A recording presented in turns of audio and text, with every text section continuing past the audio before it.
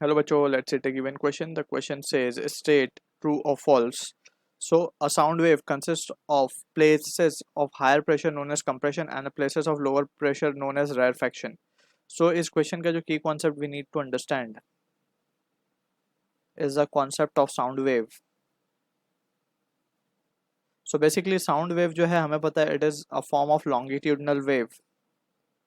Longitudinal longitudinal wave को हम define करते हैं when medium particles uh, are vibration, or we can write this way, vibration of medium particle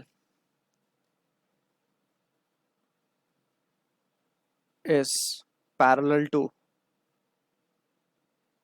when vibration of medium particle is parallel to the wave propagation. जिस direction में wave जा रही है उसी के पैरेलली वाइब्रेट करते हैं medium particle. सो ऐसे वाइब्रेशंस को हम कहते हैं कि this are forming longitudinal waves.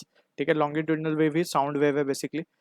तो जब भी हम बात करते हैं बेसिकली तो रेयरफेक्शन और कंप्रेशन क्रिएट होता है इन द मीडियम, और उसी के बेसिस पे इलास्टिसिटी ऑफ द मीडियम के बेसिस पे वो साउंड जो है ट्रैवल करती है दूसरे means we can say observer तक. तो अगर हम देखें ध्यान से तो इस तरीके से अगर ये कंप्रेशन है तो this will be the rarefaction, फिर again compression, again rarefaction.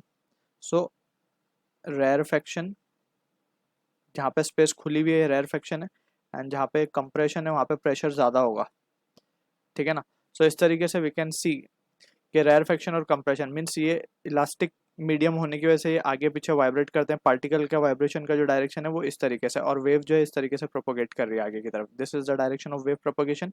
And यहाँ पे हमने इसको दिखाया, ये लेट्स से पार्टिकल है तो ये टू एंड फ्रो वाइब्रेट कर रहा होगा अपनी जगह पे.